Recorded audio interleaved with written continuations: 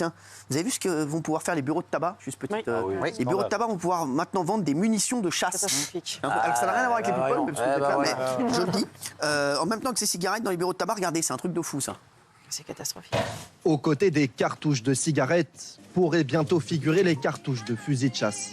Moi, je trouve que c'est une très bonne idée parce qu'on trouve de moins en moins de magasins spécialisés. C'est peut-être une opportunité pour nous de développer nos commerces. Moi, sur le principe, je me dis que c'est plutôt une bonne chose par rapport à ma clientèle. Cette nouvelle mesure permettrait aux 24 000 buralistes de France de compenser la baisse des ventes de cigarettes. Le ministère de l'Intérieur a confirmé que le projet devrait prendre effet à partir du 1er janvier 2024.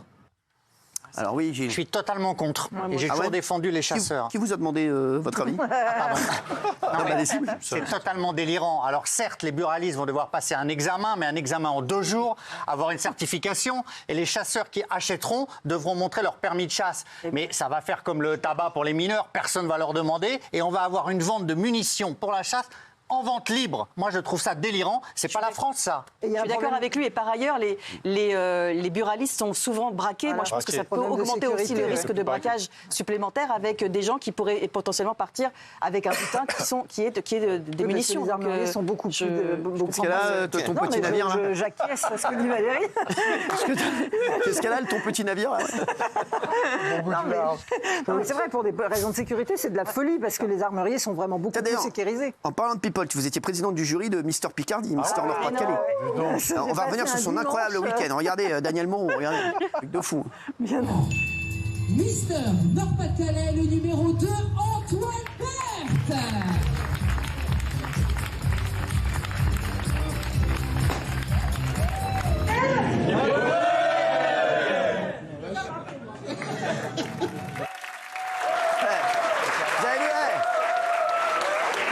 Vous avez vu qu'elle a sorti sa plus belle tenue pour l'occasion.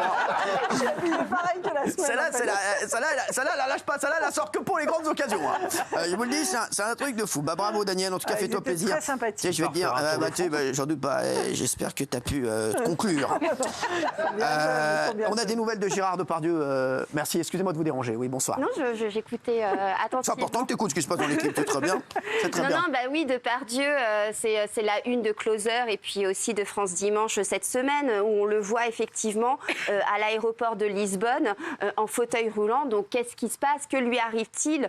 Il est effectivement très affaibli en ce moment. Il est très contrarié par les différentes plaintes pour harcèlement et agression sexuelle qui le visent depuis plusieurs mois. Et du coup, il a décidé d'aller s'abriter, de faire profil bas au Portugal où il a élu domicile pendant quelques semaines afin de ne plus subir la pression de toute cette polémique. Alors, Gilles. Ce qui inquiète ses proches, c'est que ça fait, je crois, 75 jours qu'il ne donne plus de nouvelles. Il devait jouer au théâtre avec Pierre Richard, me semble-t-il. Il n'a pas joué, donc il devait aller aussi à un festival, il n'y a pas été. Il a arrêté tous ses projets, donc voilà, il était à l'aéroport de Lisbonne en fauteuil roulant avec donc une aide à domicile qui le pousse. Donc c'est inquiétant. Alors qu'est-ce que ça signifie? 1, sur son état de santé, 2, sur moralement son affaiblissement ou pas. Voilà, c'est des images qui sont inquiétantes par rapport à Gérard Depardieu. Alors, quand même, il faut savoir que Stéphane Depardieu a eu quand même un quintuple pontage il y a quelques... Gérard, pardon, a eu un quintuple... Elle appelait comment?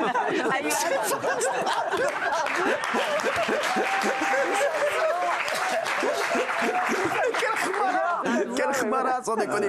Stéphane Depardieu, mais c'est extraordinaire. Non, mais c'est une canard.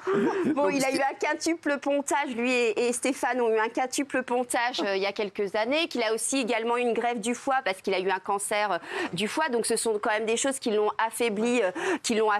Et du coup, aujourd'hui, ça plus le fait que le moral ne va pas à cause des plaintes, et c'est pas grosse d'arca pour lui en ce moment. Ouais, non, mais c'est vrai que... Et donc, voilà, donc on est inquiet pour Gérard Depardieu, forcément. Même... Non, mais même ses amis, que ce soit Catherine Deneuve, etc., ils essayent de le joindre. Il ne répond plus du tout au téléphone. Donc, tout le monde est un peu inquiet. La seule qui a encore un peu des nouvelles, c'est sa fille Julie, qu'il voit de temps en temps. Mais pour l'instant, il est terré au Portugal et il n'a pas l'intention de revenir. Il a pu avoir Bernard Clavier, peut-être? Oui, il a pu avoir Bernard Clavier. Non, mais en plus, c'est assez dur pour lui parce qu'il est blacklisté par les producteurs. acteur, plus personne veut lui donner veut lui donner un rôle. Les actrices ne veulent plus jouer avec lui, donc c'est un peu pour lui très difficile à vivre. D'accord, oui, je vais vous dire. C'est coupé du monde, du coup, c'est vraiment inquiétant. Et faut-il s'inquiéter?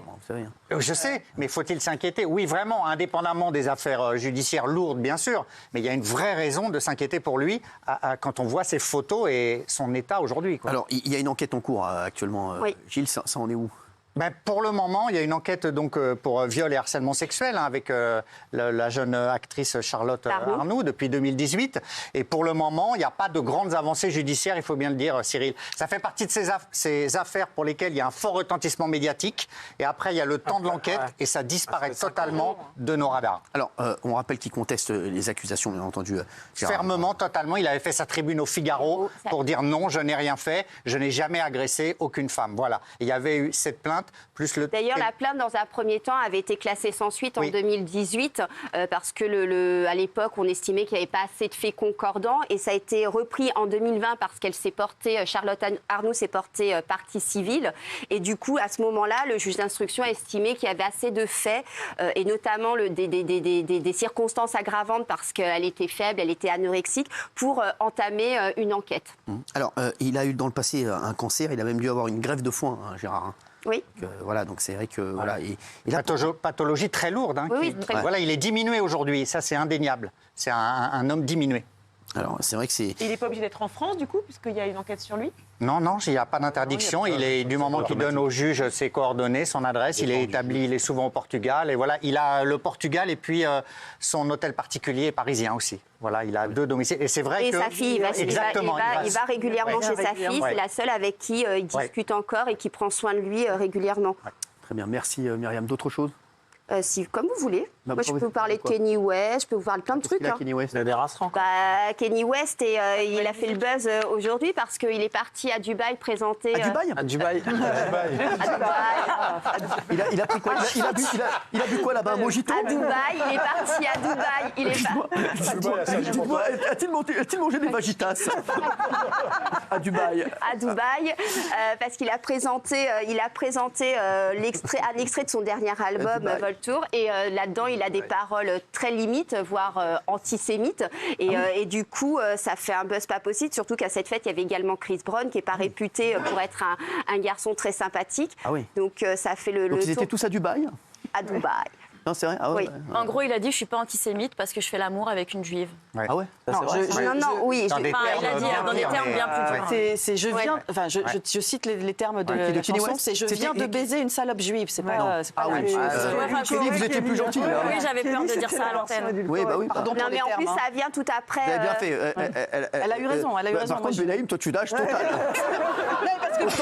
Autant.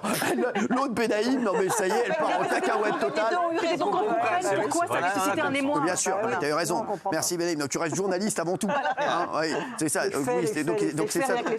Qu'est-ce que tu as? Tu sais même pas ce que c'est Kenny West. Je crois que c'est un vendeur de sushis. Donc toi, tu vas te mêler. Non, mais il a été taxé d'antisémitisme plein de fois. Il avait eu des propos extrêmement problématiques. Il avait dit que Hitler était un type bien, qu'il lui trouvait des bons côtés. Et c'est vrai qu'il bénéficie d'une sorte d'immunité, d'impunité, parce que c'est tellement un grand artiste que les gens acceptent n'importe quoi de lui, y compris l'antisémitisme qui est dégueulasse et qui relate dans ses chansons.